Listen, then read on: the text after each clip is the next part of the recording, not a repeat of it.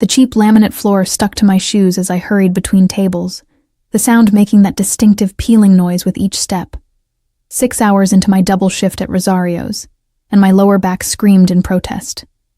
The restaurant hummed with the usual Friday night chaos, clattering plates, bursts of laughter, and the constant sizzle from the kitchen. I tucked a strand of hair behind my ear, feeling it immediately fall back across my face, damp with sweat. "Table 7 needs drinks, Ellie," Marco barked from behind the bar, not bothering to look up from the martini he was mixing. "On it," I called back, forcing brightness into my voice that I didn't feel. I'd learned early that cheerfulness, even fake, meant better tips, and God knew I needed every dollar tonight. The eviction notice taped to my apartment door this morning had made that abundantly clear. 3 months behind on rent, and my landlord's patience had finally run out. I had 72 hours to come up with $2,400 or find somewhere else to live. With my credit score and bank account both hovering near zero, the latter seemed more likely. I balanced the tray of drinks, weaving through the maze of tables. The scent of garlic and tomato sauce hung heavy in the air, mingling with perfume and cologne from the diners. My uniform, a white button-up and black slacks, was stained with splashes of various sauces despite my best efforts. The restaurant owner was too cheap to replace them more than once a year. That's when I first noticed the back corner booth. Unlike the rest of the restaurant, that section remained conspicuously empty except for 3 men. The booth was partially hidden by a decorative wine rack, offering a clear view of the entire restaurant while remaining somewhat secluded. It wasn't my section, but I couldn't help stealing glances while delivering drinks. The man in the center commanded attention without trying. He couldn't have been older than 35, with dark hair cut precisely, expensive enough that it didn't look expensive. His suit, charcoal gray and impeccably tailored, made the businessmen at the other tables look like they were wearing costumes. 2 larger men flanked him, their expressions blank, eyes constantly scanning the room. "Who's that?" I whispered to Nadia as we passed in the narrow service corridor. She followed my gaze and her eyes widened. "You don't know?" she hissed, pulling me further from view. "That's Dante Russo. He owns half the waterfront, and probably the other half too, unofficially." The name registered vaguely, whispered conversations, newspaper headlines I'd glanced at. The Russo family had deep roots in the city, and deeper connections. The kind nobody talked about openly. "What's he doing here?" I asked. Rosario's was decent, but hardly the caliber of restaurant someone like him would frequent. Nadia shrugged. "Monthly visit. Marco says he's been coming here since it opened. Some kind of loyalty thing." She lowered her voice further. "Nobody serves that table except Marco's nephew. Family only." I nodded, suddenly eager to finish my shift without drawing any attention. Something about the man's presence made the air feel charged, dangerous. I'd spent my entire life trying to be invisible, and tonight was definitely not the night to be noticed. The next hour passed in a blur of orders and complaints. My feet throbbed inside my worn-out shoes, and the phantom weight of my problems made each step heavier. A baby started wailing at table 12. The kitchen was backed up again. 2 college guys tried to order drinks with obviously fake IDs. Just another Friday at Rosario's. Then it happened. I was rushing past the corner booth with a tray full of desserts when Marco's nephew, a gangly 19-year-old named Vincent, tripped over someone's outstretched foot. The bottle of expensive red wine he was carrying tumbled from his hands, its contents arcing through the air in slow motion, directly toward Dante Russo's immaculate suit. I didn't think. My body moved on instinct. I lunged forward, abandoning my own tray, and somehow managed to catch the bottle midair with my left hand. My right hand grabbed a cloth napkin from an empty table, intercepting most of the airborne liquid before it could reach its target. Time seemed to freeze. The restaurant fell silent. Vincent stood paralyzed, his face drained of color. I remained awkwardly positioned between tables, wine-soaked napkin in one hand, rescued bottle in the other, suddenly aware of everyone staring, including Dante Russo. His eyes, a startling shade of amber, locked onto mine with an intensity that made my breath catch. Not angry, as I'd expected, but curious.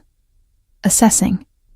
"I'm so sorry," I stammered, backing away. I didn't mean to intrude, What's your name? His voice was quiet but carried easily in the silent restaurant. Deep, with a slight rasp, like expensive whiskey poured over gravel. Ellie. Ellie Winters. I shouldn't have told him my real name. Some deep-rooted instinct warned against it. But lying seemed impossible under that steady gaze. His mouth curved slightly, not quite a smile. Quick reflexes, Ellie Winters. One of his companions whispered something in his ear. Dante nodded without taking his eyes off me. You work here long? 3 years, I answered, unsure why it mattered. My heart hammered against my ribs. Around us, conversations slowly resumed, though significantly quieter than before. He studied me for another moment, then gestured to the now empty wine bottle. Bring another, and a glass for yourself. I blinked in confusion. Sir, this isn't my section, and I'm still on shift. Marco won't mind, he replied with absolute certainty. As if summoned, Marco appeared at my elbow, his usual scowl replaced with a deferential smile I'd never seen before. Of course not. Take all the time you need, Ellie. I'll cover your tables. He took the empty tray from my hands, nodding encouragingly toward the booth. I felt like I was having an out-of-body experience. This couldn't be happening. I just wanted to finish my shift, go home, and cry into my pillow about my impending homelessness.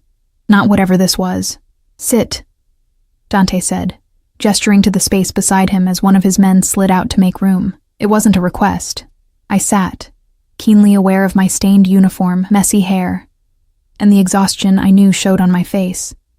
The leather seat felt cool against my overheated skin.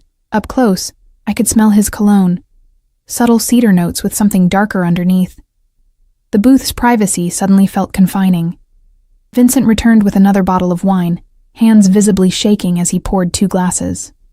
One for Dante, one for me. Then he disappeared so quickly he might as well have evaporated. 2 quick reflexes, Dante said, raising his glass slightly. I mirrored the gesture automatically, taking a small sip. The wine was exquisite, complex and smooth, in a way that made the house wine I occasionally splurged on taste like vinegar in comparison. Thank you, I said, unsure what else to add. But I should probably get back to, you're in trouble.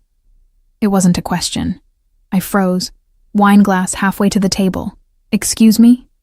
His eyes never left my face. Financial trouble. Serious, from the looks of it. A chill ran down my spine. How could he possibly know that? Had my desperation been that obvious? Or worse, had he been watching me before tonight? I don't know what you're talking about, I lied, the words sounding hollow even to my own ears.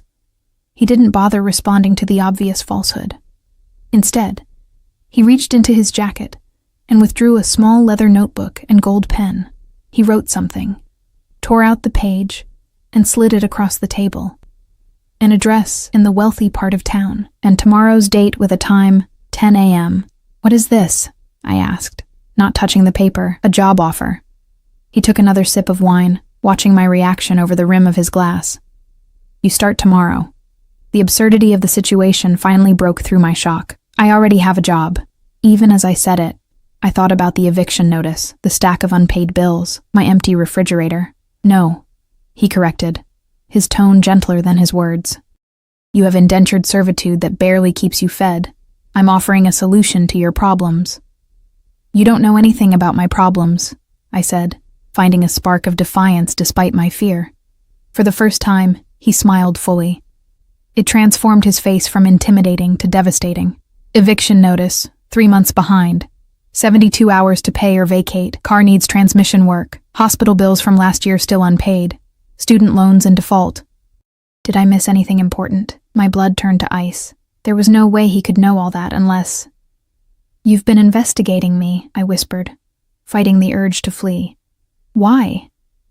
He leaned back, regarding me with those unnerving amber eyes. Let's call it recognition of an uncommon quality. Loyalty. Resourcefulness. Quick thinking under pressure. He gestured around the restaurant. Most people here would have let that wine hit me, then enjoyed watching the fallout. You acted without hesitation to prevent a stranger's inconvenience, at your own expense. I glanced down at my wine-stained sleeve.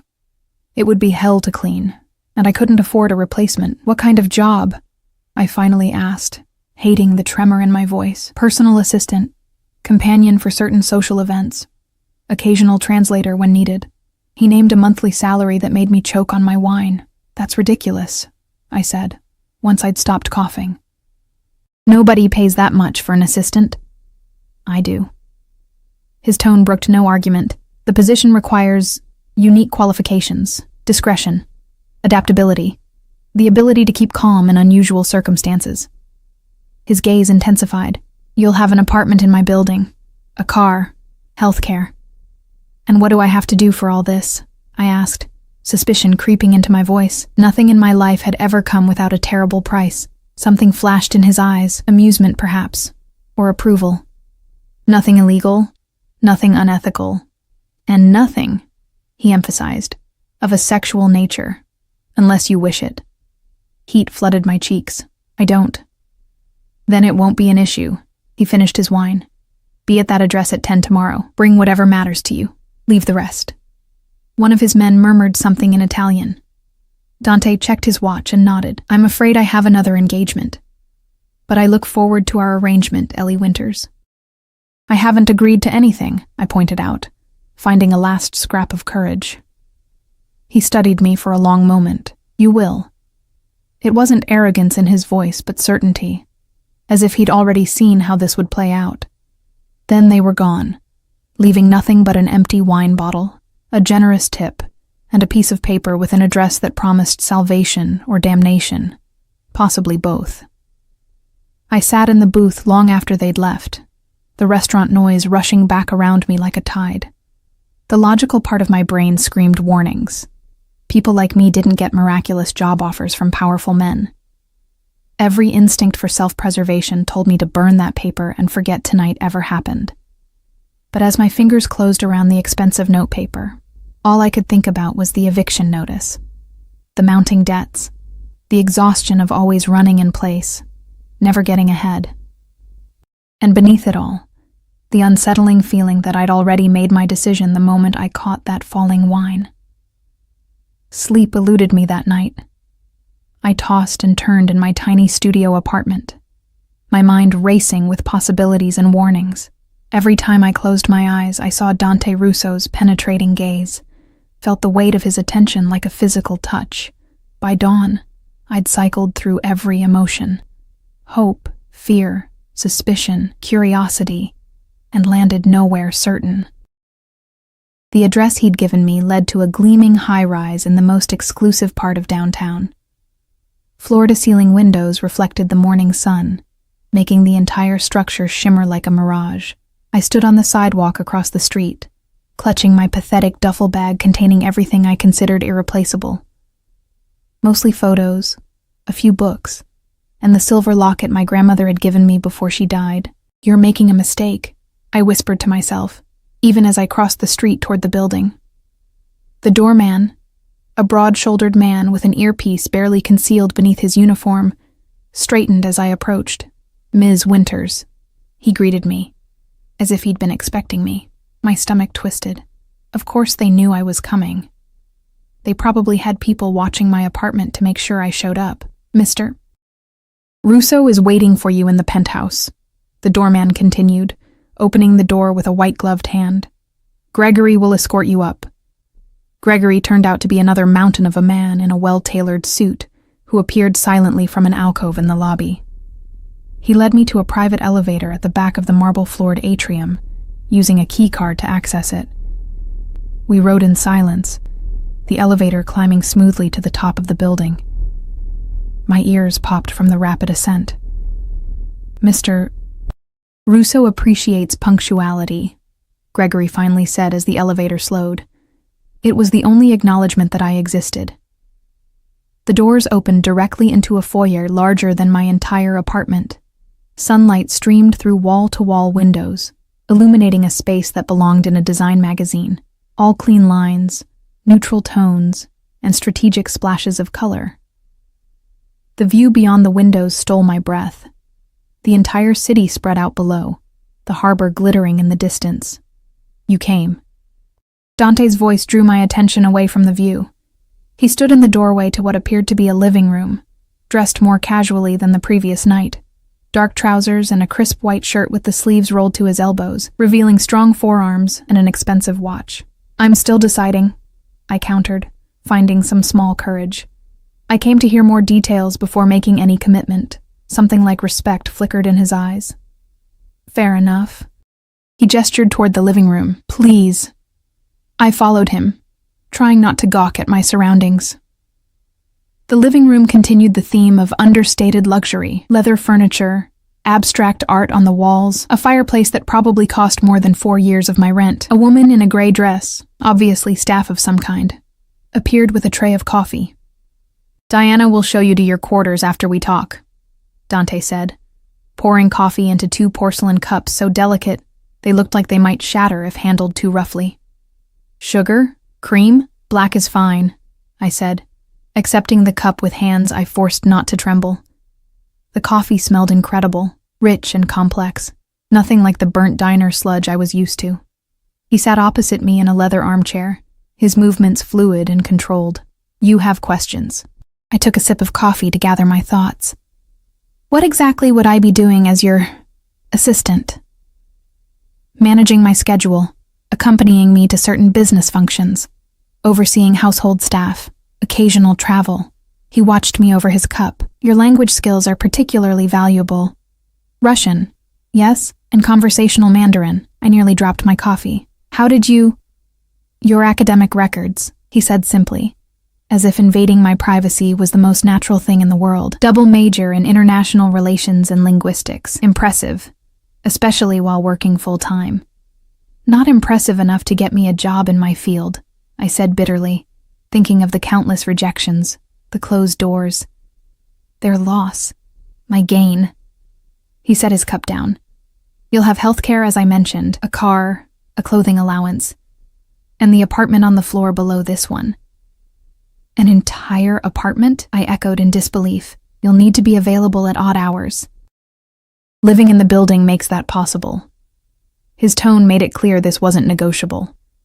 "Your personal life remains your own, but discretion is non-negotiable. Anything you see or hear while working for me stays private." I nodded slowly, still trying to process everything.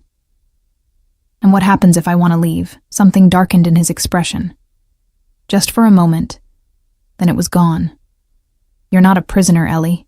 You can leave any time. Though I would appreciate 2 weeks' notice, like any employer." It sounded reasonable. Too reasonable. Why me? There must be hundreds of qualified people who jump at this opportunity. Most people see money and power and think only of how to take it for themselves. His gaze was uncomfortably direct. "You saw danger and acted to protect a stranger with no expectation of reward.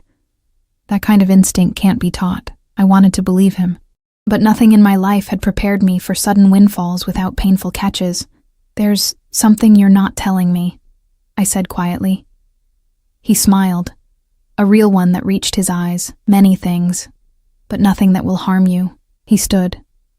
"Come, see the apartment before you decide." We descended 1 floor in the private elevator. The doors opened to reveal another foyer, smaller than the penthouse, but still luxurious. Dante used a keycard to unlock the door, then handed it to me. "Your temporary key. We'll get you permanent access today." The apartment was stunning. Open floor plan, modern kitchen, 2 bedrooms, and a balcony with the same breathtaking view as the penthouse. Everything was furnished, tastefully, in shades of blue and cream that I would have chosen myself. "The closet has some basics in your size," Dante said, gesturing toward the master bedroom. "The rest you can purchase with this." He handed me a credit card with my name embossed on it.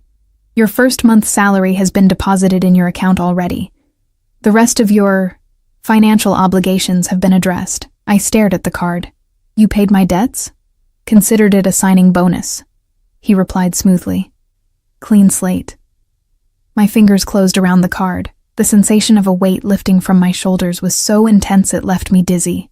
No more eviction. No more dodging calls from debt collectors. No more choosing between electricity and food. "Why?" I whispered, emotion making my voice rough.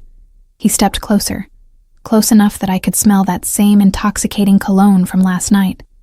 Because I can. His voice had dropped to match mine. Because I want to.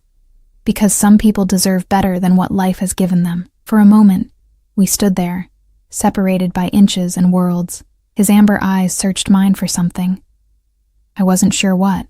I should go, he said finally, stepping back. Take today to settle in. Tomorrow, be ready at 8. Diana will show you everything you need to know about the household. He moved toward the door, but paused with his hand on the handle. One last thing, Ellie. I looked up, still dazed by everything. While you're with me, you'll be safe. But that safety comes with visibility. People will notice you, talk about you. Some may approach you. His expression hardened. If anyone makes you uncomfortable, anyone at all, you tell me immediately. Understood? I nodded, unsettled by his intensity. Good. The hardness vanished, replaced by something almost gentle. Welcome home, Ellie. Then he was gone, leaving me alone in an apartment worth more than I would have earned in a decade at Rosario's. The next few days passed in a blur of new routines and discoveries. Diana, I learned, was Dante's household manager and my guide to this new world. She showed me how to use the building's security systems, introduced me to staff, and explained my duties with military precision. Mr. Russo values efficiency, she told me as we reviewed his calendar. Learn to anticipate his needs before he expresses them. How long have you worked for him? I asked, hoping for some insight. Her expression remained professional but warmed slightly. 8 years, since he took over the family business. I wanted to ask more about the family business, about Dante himself, but something in her manner discouraged personal questions. Instead, I focused on absorbing everything she taught me. By the end of the week, I had settled into a routine of sorts. Mornings began with reviewing Dante's schedule and preparing briefings on anyone he was meeting that day. Most afternoons were spent accompanying him to various appointments. Legitimate business meetings at office buildings downtown. Lunches with people who seemed important, but whose roles remained mysterious. Dante himself remained an enigma. Professional, but not cold. Demanding, but never cruel. He never raised his voice, yet everyone around him moved with the tense readiness of prey animals in a predator's territory. Everyone except me. With me, he was different. More relaxed. Sometimes even playful in a restrained way, his dry humor catching me off guard. He asked my opinions on things, books, current events, people we met, and actually listened to my answers. It was during the second week that things began to shift. We were returning from a meeting with what I gathered was a shipping executive. The conversation had involved a lot of coded language and significant looks that I pretended not to notice. As we settled into the back of his Mercedes, Dante seemed tense, his jaw tight. Problem? I asked, reviewing my notes from the meeting. Possibly. He stared out the window for a moment. What did you think of Milano? I considered the shipping executive we'd just left. Nervous. Kept looking at his phone, and he contradicted himself about the delivery timeline. Dante's eyebrows rose slightly. Most people wouldn't have caught that. I shrugged. Most people don't spend years serving tables. You learn to read people when your tips depend on it. A small smile. What else? He wasn't afraid of you, I said, the realization crystallizing as I spoke. Everyone else is, at least a little. He was nervous, but not about you, about something else. Dante studied me with new interest. You continue to surprise me, Ellie Winters. Before I could respond, his phone rang. He answered, listened for a moment, then cursed softly in Italian. His eyes flicked to me. Change of plans, he said after ending the call. I need to make a stop. You can wait in the car. I'll come with you, I said automatically. In case you need anything. Something flashed across his face. Concern? This isn't a business meeting. I understand, I replied, though I didn't. Not really. He hesitated, then nodded once. Stay close to me. Don't wander. The driver took us to an industrial area near the docks, stopping outside a warehouse with no visible signage. Two men in dark clothing stood guard at a side entrance. They straightened as our car approached. "Wait here," Dante instructed the driver, then turned to me. "Last chance to stay in the car, Ellie." I met his gaze steadily. "I'm your assistant. I assist." His mouth quirked. "So you do." He reached into the car's compartment and removed a handgun, checking it before tucking it inside his jacket. My breath caught. Despite all the hints and whispers, this was the first concrete evidence of who Dante Russo really was. What he was. He saw my expression and paused. "Are you afraid?" The strange thing was, I wasn't. Not of him. No. He studied me for a long moment, then nodded. "Stay behind me. Don't speak unless spoken to. And if anything happens, anything at all, you run. Don't look back. The driver will get you home." The warehouse was dimly lit and smelled of dust and salt. We followed one of the guards through a maze of shipping containers until we reached a small office area. Inside, 3 men were waiting. 2 standing, 1 seated. The seated man had a swollen face and split lip. His hands were zip-tied to the chair arms. My stomach dropped. I knew immediately what this was, and everything in me screamed to leave. But leaving meant abandoning the fragile safety I'd found. It meant returning to desperation. So I stayed, silent and still, as Dante approached the injured man. Their conversation was quiet, punctuated by long silences, and the occasional harsh word in Italian. I focused on breathing evenly, on keeping my expression neutral. 10 minutes later, it was over.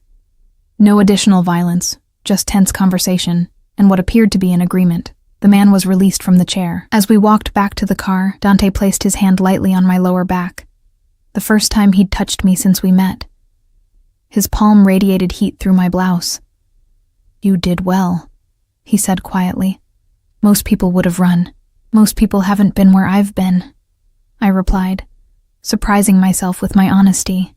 His hand tightened slightly against my back. "And where is that, Ellie?" I thought about my childhood in foster care. The years of struggling, the constant fear of destitution. Rock bottom, with a view of what's below it. He was silent for a long moment. "No one will hurt you again, not while you're with me." It should have sounded threatening. Instead, it felt like the most sincere promise anyone had ever made me.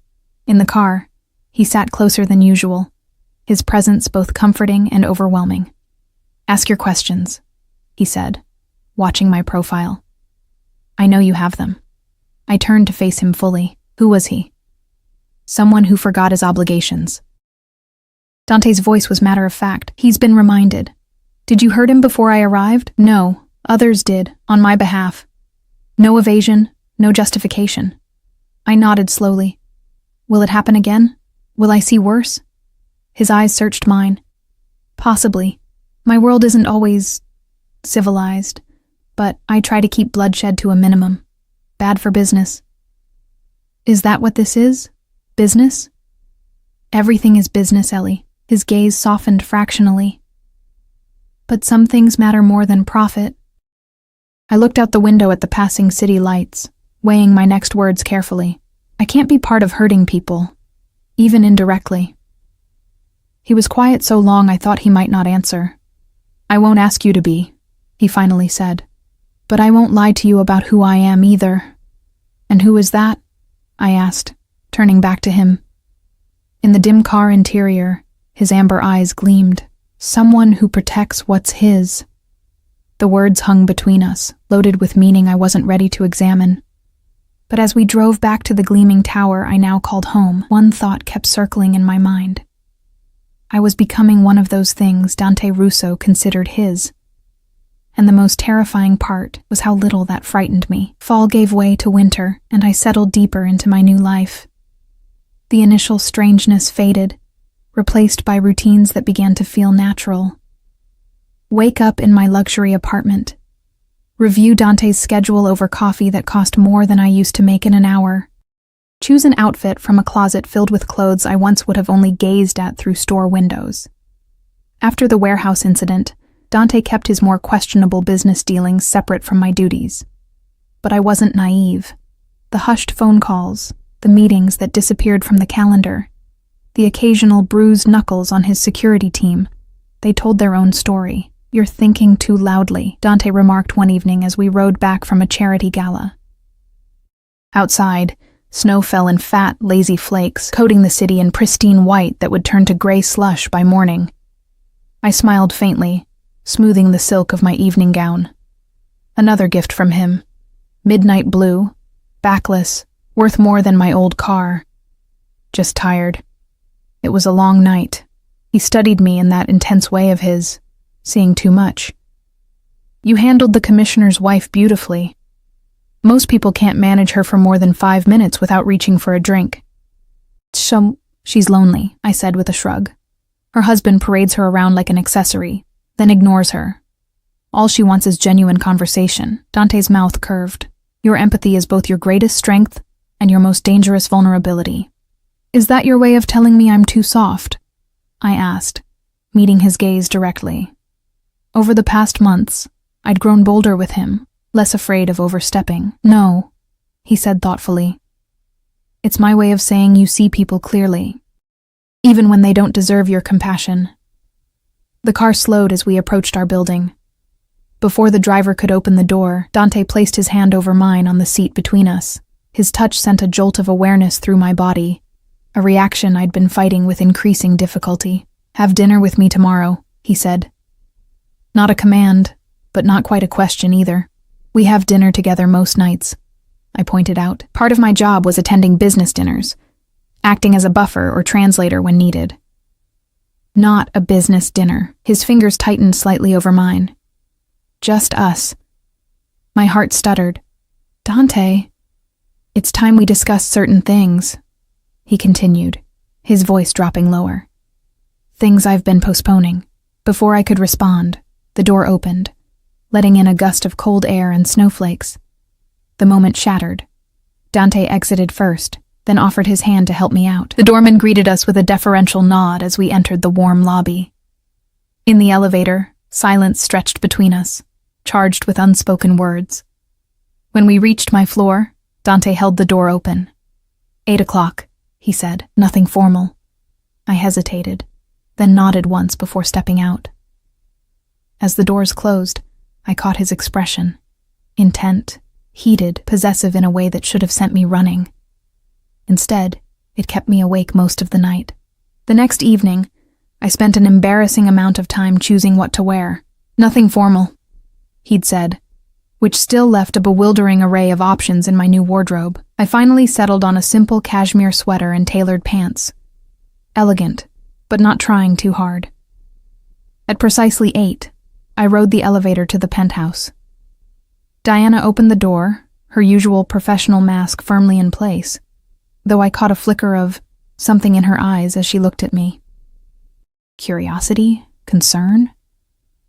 "Mr. Russo is in the study," she said, taking my coat. He asked not to be disturbed. The penthouse was unusually quiet. No security personnel visible, no staff except Diana. "Is everyone gone?" I asked, following her down the hallway. "Mr. Russo wanted privacy tonight." Her tone revealed nothing, but her words sent a flutter of nerves through my stomach. The study door was ajar. I knocked lightly, then entered when Dante called for me to come in. The room was my favorite in the penthouse. Walls of books, leather furniture, a fireplace currently casting dancing shadows across the space. Floor-to-ceiling windows showcased the snow-covered city and harbor beyond. Dante stood by one of the windows, silhouetted against the night sky. He'd changed from his usual suit into dark jeans and a charcoal sweater that made his shoulders look even broader. In his hand, he held a glass of amber liquid, whiskey probably. He turned as I entered, and the look in his eyes made my mouth go dry. "Ellie," he said, my name sounding different in his voice tonight. Softer, more intimate. "You wanted to talk," I reminded him, suddenly nervous. He gestured to the couch in front of the fire. "Sit. Drink?" I nodded, watching as he poured another whiskey and handed it to me. Our fingers brushed during the exchange, sending tiny sparks across my skin. Dante sat beside me, closer than necessary, but not crowding. 3 months, he said after a moment. "You've been with me 3 months today." I blinked in surprise. You remember the exact day? A faint smile. I remember everything about you, Ellie. The simple statement shouldn't have affected me so strongly, but heat bloomed in my chest and rose to my cheeks. I took a sip of whiskey to hide my reaction, savoring the warm burn down my throat. You've exceeded every expectation, he continued. You learn quickly. Adapt to any situation. Handle people with remarkable skill. He turned slightly to face me more directly. You've become indispensable. I'm just doing my job, I said, though we both knew it had become much more than that. Are you happy here? He asked unexpectedly. The question caught me off guard. I considered it seriously, looking past the material comfort to the heart of the matter. Yes, I admitted, though I never expected to be, because of who I am. Not a question. I met his gaze steadily. Because of who I thought you'd be. Interest sharpened his features. And who did you think I'd be? Cruel, I said honestly. Cold. Someone who took pleasure in power for its own sake. And now? His voice had roughened slightly. I looked down at my glass, gathering courage. Now I know you're dangerous, but not cruel. Controlled, but not cold. I risked looking up again. You protect what's yours, just like you said. Sometimes ruthlessly, but there are lines you won't cross. Satisfaction flickered in his expression. You see me clearly. Not entirely, I countered. There are parts of your life you keep separate. To protect you. From what? He set his glass down and leaned closer, close enough that I could feel the heat radiating from his body. From choices. From consequences. From the weight of knowledge. My heart thrummed against my ribs. I'm stronger than you think. I know exactly how strong you are. His hand came up to touch my face, fingertips tracing my cheekbone with devastating gentleness. That's what worries me. I should have pulled away, should have maintained the professional boundary that was rapidly disintegrating between us. Instead, I leaned into his touch, eyes fluttering closed for just a moment. Tell me to stop, he murmured, his thumb brushing the corner of my mouth. Tell me this isn't what you want. I can't, I whispered, opening my eyes to meet his gaze. Because it would be a lie. Something fierce and hungry flashed across his face. His hand slid to the nape of my neck, tangling in my hair, drawing me closer. I've wanted you since the moment you caught that wine bottle, he confessed, voice dropping to a growl. Every day since has been an exercise in restraint. Why wait? I asked, breathless with anticipation. Because I needed you to see me clearly before making this choice. His forehead touched mine. Because once I have you, Ellie, I won't let you go. The possessiveness in his words should have frightened me.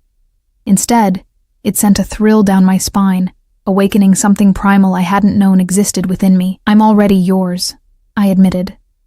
The truth I'd been fighting for weeks finally breaking free. I have been for a while now. His control snapped. In one fluid motion, he pulled me onto his lap, his mouth claiming mine with a hunger that stole my breath. I melted against him, arms winding around his neck, fingers threading through his hair. He kissed like he did everything else, with absolute focus and mastery, leaving no room for hesitation or doubt. His hands roamed my body, learning every curve through the thin cashmere. When we finally broke apart, we were both breathing hard, his pupils dilated until only a thin ring of amber remained. If we don't stop now, he warned, voice ragged, we won't stop at all. I traced the strong line of his jaw with my fingertips. Then don't stop.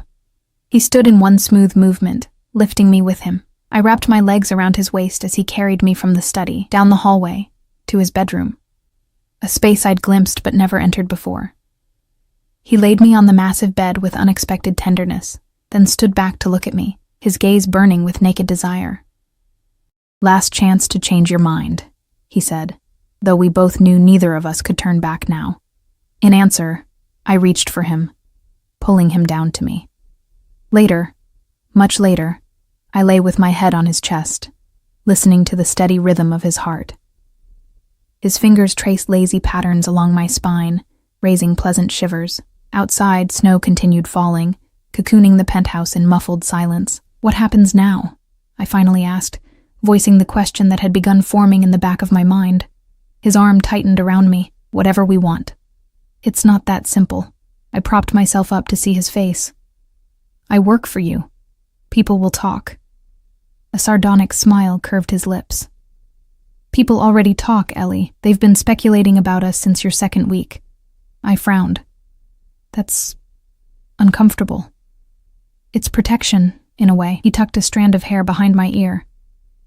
My enemies will assume you know everything. That you're fully under my protection. And am I? I asked. Under your protection? His expression turned serious. With everything I have. But it means you're a target now, more than before. I considered this, the implications settling like lead in my stomach. Because they'll think they can get to you through me. Yes. No sugarcoating, no platitudes. I laid my head back on his chest, processing. I should be more afraid than I am. His chest rumbled with a soft laugh. You've never reacted the way you should from the moment we met. His fingers resumed their path along my spine. It's one of the things I love about you. The word hung in the air between us, neither of us acknowledging it directly. Too soon, too dangerous a territory to navigate tonight. Instead, I asked, will things change? With work? Professionally, no. You're still the best assistant I've ever had. His tone lightened. Personally, his hand drifted lower, cupping my hip. I think we've established some significant changes. I smiled against his skin. Diana's going to know immediately. Diana's known this was inevitable longer than either of us. He shifted, rolling me beneath him, his weight a delicious pressure. Any other concerns? Looking up at him, this dangerous, complicated man who had somehow become the center of my world, I made my choice fully and finally. None that can't wait until morning. His answering smile was possessive and tender all at once. Good. Because I'm nowhere near finished with you tonight. As his mouth found mine again, one last coherent thought fluttered through my mind. I'd walked into the lion's den and found not just safety, but home. Spring arrived with a crescendo of changes. The snow melted, revealing the city's bones once more, and my relationship with Dante evolved from secret to acknowledged reality. Not with announcements or declarations, but in 1,000 small ways. His hand resting possessively at my lower back during meetings, the familiar way he'd brush his lips against my temple when saying goodbye, the unmistakable shift in how his associates treated me. No longer just the assistant. Now, undeniably, his. I still maintained my apartment 1 floor below, but spent most nights in the penthouse. My clothes migrated upstairs piece by piece until Dante simply had a closet redesigned for me. My books appeared on his shelves, my preferred tea in his kitchen, my lotion on his bathroom counter. Small colonizations that he not only permitted, but encouraged. You're distracted, Dante observed one morning as we prepared for the day. He stood behind me as I put on earrings at his bathroom mirror, his reflection watching mine with that penetrating gaze that still made my heart skip. Just thinking about the Anderson meeting this afternoon, I lied, avoiding his eyes. The translation will be tricky. His hand settled on my shoulders, thumbs pressing gently into the tension I carried there. Try again, with the truth this time. I sighed, setting down the earring I'd been struggling with. It's nothing, really. He turned me to face him, one eyebrow raised in silent challenge. In the 3 months since our relationship had transformed, he'd become increasingly adept at reading my moods, my silences. A woman called yesterday, I admitted finally. While you were in your meeting with Salvatore. His expression sharpened. Who? She wouldn't say. Asked for you, then laughed when I said you were unavailable. I shrugged, trying to seem more nonchalant than I felt. Said to tell you, Valentina sends her regards. Something dangerous flickered behind his eyes, there and gone so quickly I almost missed it. His hands tightened momentarily on my shoulders before relaxing deliberately. An old acquaintance, he said, voice carefully neutral. Nothing to concern yourself with. She seemed familiar with you, I pressed, hating the insecurity creeping into my voice but unable to stop it. Very familiar. Dante's mouth curved slightly. Is that jealousy I hear, Ellie? Should it be? I countered, meeting his gaze directly. He studied me for a long moment, then brought his hand to my face, thumb brushing my cheekbone in that tender gesture I'd come to crave. No, he said simply. Valentina is from another life, before you. She means nothing. Then why did she call? A shadow crossed his face, to cause exactly this reaction, to unsettle you, to create doubt. His other hand slid to the nape of my neck, anchoring me to him. Did she succeed? I wanted to deny it, but honesty had become our currency. A little, I admitted. I know there were others before me. I'm not naive. Others, he agreed, his voice dropping lower. Not another you. He drew me closer, until I could feel his breath against my lips. There has never been anyone like you in my life, Ellie, nor will there be after. The possessive certainty in his voice sent a shiver down my spine, half apprehension, half desire. You sound very sure of that. I am. He kissed me then, slow and thorough, making his point more effectively than words ever could. When he finally pulled back, his eyes had darkened with familiar heat. Now, about that Anderson meeting. The subject of Valentina was closed. For now. The Anderson meeting went smoothly, my worries about the translation proving unfounded. Dante's Russian client seemed satisfied with the terms, and we celebrated with dinner at an exclusive restaurant overlooking the harbor. As we waited for dessert, Dante received a text that made his expression tighten momentarily, before he schooled his features back to neutrality. Problem? I asked, attuned now to the subtle shifts in his mood. Nothing urgent. He pocketed his phone and took a sip of wine. How do you feel about a trip? The abrupt change of subject caught me off guard. What kind of trip? Italy. 2 weeks. My mother's birthday is approaching, and she's been asking to meet you. I nearly choked on my wine. Your mother? You want me to meet your family? A rare flash of amusement crossed his face. Is that so surprising? We've been together for months, Ellie. I struggled to articulate the complexity of my feelings. From what you've told me about your family, they're traditional. They are. His expression grew more serious. Which is why it matters that they meet you, that they understand your place in my life. My place in his life. We'd never labeled what we were to each other. Boyfriend-girlfriend seemed absurdly inadequate, and we'd carefully avoided more serious definitions.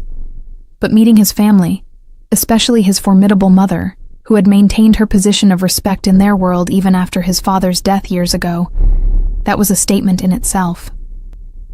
When would we leave? I asked, heart racing with equal parts excitement and trepidation. Friday. 3 days away. We'll stay at the family estate outside Florence. I nodded slowly, imagining the ancient Tuscan villa he'd occasionally mentioned. I should practice my Italian. His smile returned, warming his amber eyes. Your Italian is already better than you let on. I've heard you speaking with Marco from security.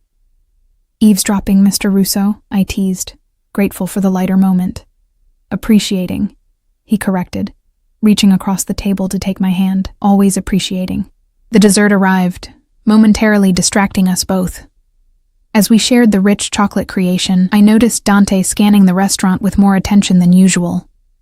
His thumb absently traced the inside of my wrist as he surveyed the other diners, a habit I'd come to recognize as a sign of underlying tension. You're worried about something, I observed quietly.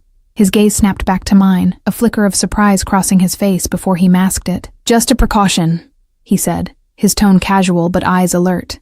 Finish your dessert. The car will be waiting. The drive home was silent, Dante working on his tablet while I gazed out at the nighttime cityscape. When we reached the penthouse, he disappeared into his study with a brief kiss and a murmured apology about business that couldn't wait. I changed and went to bed alone, unusual enough these days to leave me unsettled. Hours later, I woke to the mattress dipping as Dante slid in beside me. The clock read 2:37 a.m. I turned toward him, detecting the faint scent of his cologne mingled with something else. Cigarette smoke, though he didn't smoke. Everything okay? I murmured sleepily as his arm curved around my waist, drawing me against his chest. Better now. he replied, his voice rough with exhaustion. His hand stroked my hair, more to soothe himself than me, I suspected. Go back to sleep. Instead, I tilted my head up to study his face in the dim light filtering through the windows. You had a meeting at this hour. Not a question, but he answered anyway. A situation needed handling. The text at dinner? He nodded once, his jaw tight. I traced the line of that jaw with my fingertips, feeling the tension there. Will you tell me? For a long moment he said nothing, and I thought he might refuse. Then he sighed, capturing my hand and bringing it to his lips. Valentina's brother made some poor choices tonight, choices that could have had consequences for people under my protection. A chill ran through me. Is he alive? Yes. Dante's voice was matter of fact. Whether he stays that way depends on his sister's ability to control him.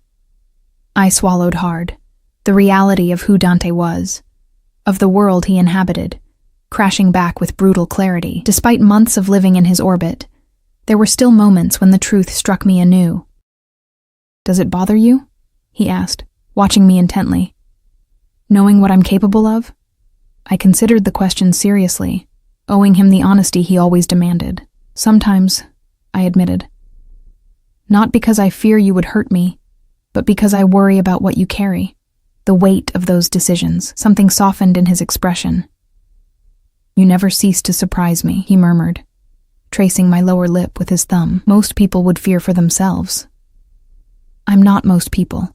No? He agreed, drawing me closer. You're mine. And I protect what's mine, remember?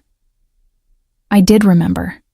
Those words from our first days together, now laden with months of deeper meaning, of promises kept and boundaries respected, of a man whose world was built on violence, but whose touch had never been anything but gentle with me. We leave for Italy on Friday, he said, changing the subject. Pack for various occasions. My mother will want to show you off. Show me off? I repeated, surprised. She doesn't even know me. She knows you're important to me, Dante said simply. That's enough for now. I nestled closer, finding my place against his chest, listening to the steady beat of his heart. Will I like her? A soft laugh rumbled through him. She's formidable, intimidating to most, but yes, I think you will. More importantly, she'll like you. How can you be so sure? His hand slid along my spine in a possessive caress, because she raised me to recognize value when I see it. And you, Ellie Winters, are the most valuable thing I've ever found. Italy was a revelation. We flew on Dante's private jet, arriving in Florence as the late afternoon sun bathed the ancient city in golden light. A sleek black SUV waited on the tarmac, along with 2 security personnel I recognized from Dante's rotating team. The drive to the estate took us through the Tuscan countryside, vineyards and olive groves stretching toward the horizon. After an hour, we turned onto a private road that wound uphill through cypresses and stone walls. At the crest, the villa appeared. 3 stories of honey-colored stone and terracotta tiles, surrounded by formal gardens and overlooking the valley below. It's beautiful, I breathed as the car pulled into a circular drive. It's been in the family for 4 generations, Dante said, his hand finding mine. My great-grandfather bought it when he first came to Italy. The front door opened before we'd fully stopped, revealing an elegant woman with silver-streaked dark hair and Dante's unmistakable amber eyes. Despite being well into her 60s, she carried herself with the straight-backed grace of a much younger woman. Mio figlio, she greeted, as Dante helped me from the car. Her voice was warm but refined, with a stronger accent than his. Her gaze immediately shifted to me, assessing in a way that reminded me powerfully of her son. Mama, Dante replied, embracing her briefly before turning to me. May I present Ellie Winters, Ellie, my mother, Sophia Russo. I extended my hand, summoning every bit of poise I'd cultivated over the past months. It's a pleasure to meet you, Mrs. Russo. Thank you for inviting me to your home. She ignored my hand, instead taking my face between her palms and studying me intently. So, she said after a moment that stretched my nerves to breaking, this is the woman who has bewitched my son. Before I could respond, Her serious expression melted into a warm smile. She leaned forward and kissed both my cheeks. "Call me Sophia, Kara. We are family here." Dante's hand settled at the small of my back, a subtle reassurance. The look he gave his mother held equal parts affection and warning. "Don't overwhelm her in the first 5 minutes, Mama." Sophia waved this away. "Nonsense. If she's strong enough to handle you, she can certainly handle an old woman's curiosity." She linked her arm through mine. "Come. You must be tired from your journey. I'll show you to your rooms." As we entered the villa's cool interior, I glanced back at Dante, who followed with an expression caught between amusement and resignation. He gave me a slight nod of encouragement. I turned back to his mother, whose arm remained linked with mine. "I've been looking forward to seeing where Dante grew up," I said truthfully. "He speaks of Italy often, but rarely of his childhood. My son has always been private," Sophia replied, leading me up a sweeping stone staircase. "Even as a boy, but he tells me you have a way of drawing him out." The subtle interrogation had begun. I recognized it for what it was, a mother's protective instinct, wrapped in graciousness and hospitality. Over the next hours, as we toured the villa and settled in, Sophia's questions continued, expertly woven into conversation. Where had I grown up? My education? Family? That last question had been the most difficult, admitting to my lack of family without inviting pity. Sophia's eyes had sharpened with interest rather than sympathy. "So you have made your own way," she said thoughtfully. "Built yourself without foundation. That requires remarkable strength." It was the first moment I felt she might genuinely approve of me. Dinner that evening was an elaborate affair, served in a dining room with frescoed ceilings and views of the countryside now silvered by moonlight. Other family members joined us. Dante's younger sister Lucia with her husband, a cousin whose name I immediately forgot, and an elderly uncle who spoke little but observed everything. I sat at Dante's right, acutely aware of being studied by every pair of eyes at the table. The conversation flowed primarily in Italian, though they switched to English whenever addressing me directly. Dante translated occasionally, his hand often finding mine under the table. "Tell me, Ellie," Lucia said during the second course, her English precise but heavily accented. "How did you and my brother meet? He is uncharacteristically vague on the details." Dante tensed beside me. I squeezed his hand reassuringly. "I was working as a waitress," I said truthfully. "Dante came into the restaurant and I made an impression." Sophia's eyebrows rose. "A waitress? How interesting." Her tone revealed nothing of whether she found this suitable or scandalous. "She saved me from wearing an excellent Barolo," Dante added, his thumb stroking the inside of my wrist. "Caught it mid-air. I've never seen reflexes like it." "Always the practical one, my son," Sophia said with a small smile, appreciating useful skills. "Among other qualities," Dante replied, his gaze meeting mine with an intensity that made me blush. Lucia laughed delightedly. "I've never seen him look at anyone that way," she told me, ignoring her brother's warning glance. "Like you've performed some miracle just by existing." "Enough, Lucia," Dante said, though without real heat. The conversation drifted to business matters, and I was grateful for the reprieve from direct attention.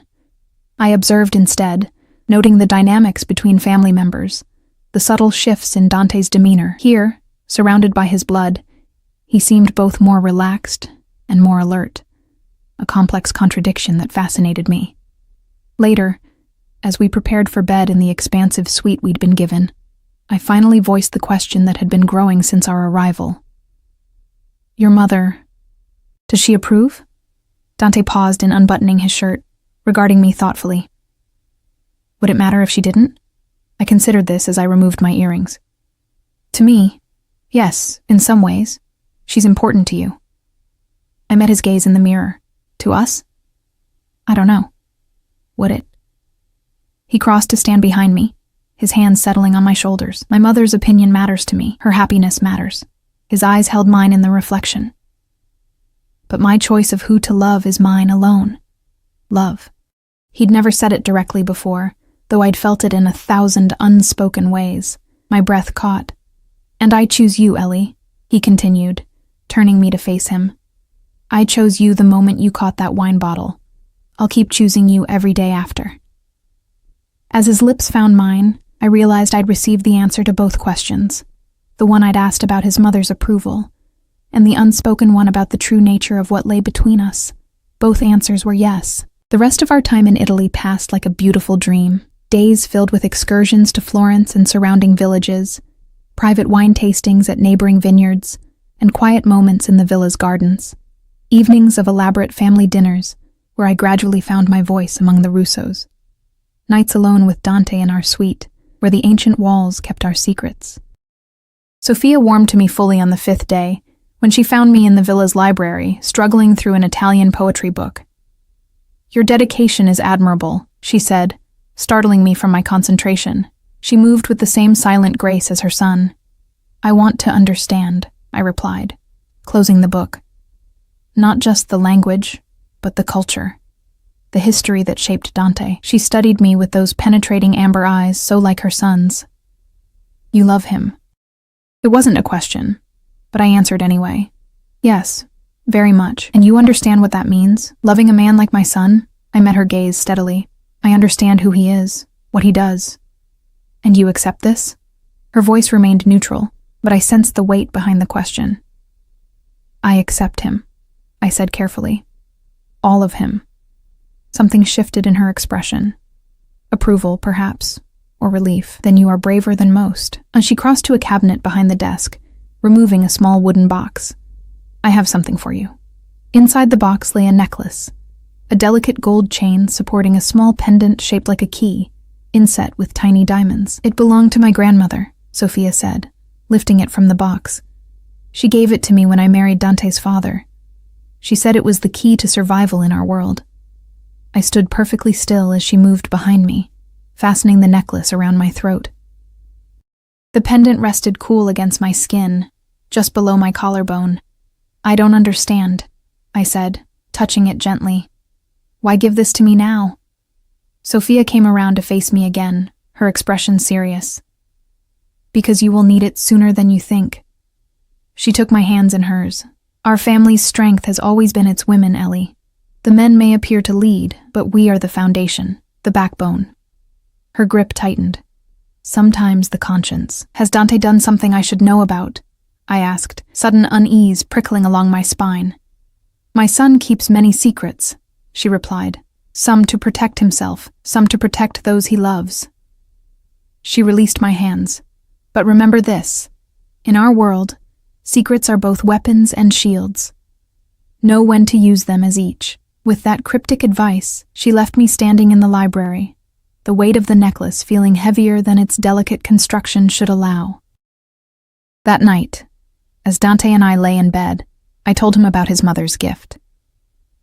His fingers traced the key pendant, then the line of my throat beneath it. "It was her most treasured possession," he said quietly. "She's never given it to anyone, not even Lucia." "She said it was for survival," I murmured, watching his expression in the moonlight filtering through the windows.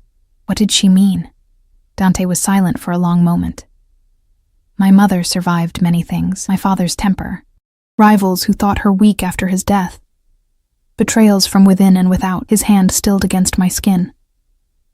"She learned to bend without breaking." "Is that what you expect of me? To bend?" His eyes found mine, intense even in the dim light. "Never. I would never want to change who you are, Ellie." He kissed me then, deep and possessive.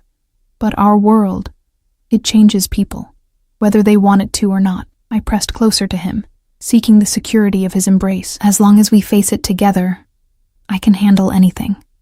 His arms tightened around me. "Together," he agreed. But something in his voice held reservation that I was too tired, too contented to question that night. We returned home to find winter's last grip finally broken, the city blooming with spring's renewal. I stepped back into our routine with fresh perspective. My relationship with Dante deepened by the time with his family. The necklace from Sophia remained around my throat, a constant reminder of acceptance and warning both. 3 days after our return, everything changed. I was reviewing Dante's schedule for the week when Diana entered my office. Not the apartment's second bedroom that I'd been using, but a proper office Dante had arranged for me in his corporate building downtown. "Mr. Russo needs you at the penthouse," she said, her usual composure slightly frayed. "Immediately." "Is something wrong?" I asked, already gathering my things. "He'll explain." She hesitated. "Take the private elevator when you arrive. Security has been instructed to expect you." The car ride to the penthouse was the longest 20 minutes of my life. My mind raced with possibilities, each worse than the last. Had something happened to Sophia? Had there been some business crisis? Was Dante himself in danger? The building's lobby was eerily quiet when I arrived, the usual staff replaced by men I recognized from Dante's security team. They nodded me through without speaking, their expressions giving away nothing. The private elevator required a fingerprint scan, something new since our departure for Italy. It ascended smoothly to the penthouse, where the doors opened to reveal not Dante, but Marco, the security chief I'd come to respect over the months. "Where is he?" I asked without preamble. "In the study." Marco's voice was carefully neutral. "He asked that you go directly there." The penthouse felt wrong, too quiet, too still. No staff visible, blinds drawn despite the bright spring day outside. I made my way to the study, dread building with each step. I knocked once, then opened the door without waiting for a response. Dante stood by the windows, his back to me, silhouetted against the thin strips of light filtering through the blinds. He didn't turn when I entered. "Dante?" I moved toward him, concern overriding caution. "What's happening?" "When was the last time you spoke to Michael Reeves?" he asked, his voice unnervingly calm. I stopped, the unexpected question catching me off guard. "Michael? I haven't seen him since before I met you." "Maybe a year ago. Michael had been a waiter at Rosario's, fired shortly before I'd left." "Why?" Dante turned then, his expression a controlled mask I hadn't seen directed at me in months. He held out a tablet. "Explain this." On the screen was a surveillance photo of me, entering a coffee shop I didn't recognize, dated 3 days before we left for Italy. Next to it, another photo, me apparently sitting across from a man whose back was to the camera. "I don't understand," I said, genuinely confused. "This isn't me. I've never been to this place. The timestamp coincides with your lunch hour that day," Dante continued, voice eerily detached. "You told me you were shopping for our trip." I stared at the photo again, disbelief giving way to understanding. "Dante, that's not me. Look closer." He took the tablet back, studying the image with narrowed eyes. "The hair's similar, and she's wearing a coat like mine," I continued. "But her build is different. She's shorter." I moved closer to him, fighting the urge to touch him when he was so clearly walled off. "Why would you think I'd lie about meeting someone?" "Because Michael Reeves isn't just your former co-worker," Dante said, setting the tablet down with careful precision. "He's been working with the Moretti family, our main rivals, feeding them information for months." The floor seemed to shift beneath my feet. "That's impossible. Michael was just a waiter, like me." "No," Dante's eyes never left mine. "He was placed at Rosario's specifically to monitor my monthly visits. He's been informing for the Morettis for years." "And you think I'm... what? Working with him?" The accusation was so absurd I almost laughed, until I saw the genuine doubt in Dante's eyes. "You can't seriously believe that." "What I believe," he said carefully, "is that there are too many coincidences. Your miraculous save with the wine, your perfect suitability for the position I needed filled, your quick adaptation to my world." Each word struck like a physical blow. I took a step back, then another, shock giving way to anger. "So this was all a test? These past 6 months? Italy? Your mother's approval?" My voice broke on the last word. Something flickered in his expression. Pain, perhaps, or regret. But it was quickly subsumed by the cold calculation I'd seen him use with enemies. "I wanted to be wrong," he said quietly. "I've never wanted to be wrong about anything more in my life." "You are wrong," I insisted, my hand unconsciously rising to touch Sophia's necklace. "Call her. Call your mother. She saw something in me you apparently can't." "My mother doesn't know everything," he replied. She sees what she wants to see, a woman who makes her son happy. She doesn't see the larger game. There is no game, I cried, frustration mounting. Dante, everything between us has been real. Every moment, every word. I moved toward him again, desperate to break through whatever had poisoned his mind against me. Look at me. Really look. Do you honestly believe I could fake what's between us? For a moment, just a moment, doubt flickered in his eyes. Then his phone chimed with an incoming message. He glanced at it, and whatever vulnerability I'd glimpsed vanished instantly. You need to leave, he said, tucking the phone away. Marco will escort you to a hotel. Your things will be sent there. Just like that? Disbelief made my voice barely audible. After everything, you're throwing me away based on a mistaken photo and paranoid suspicions? It's not just the photo, he said, turning away. There's other evidence. Things I can't ignore, no matter how much I might want to. What evidence? I demanded.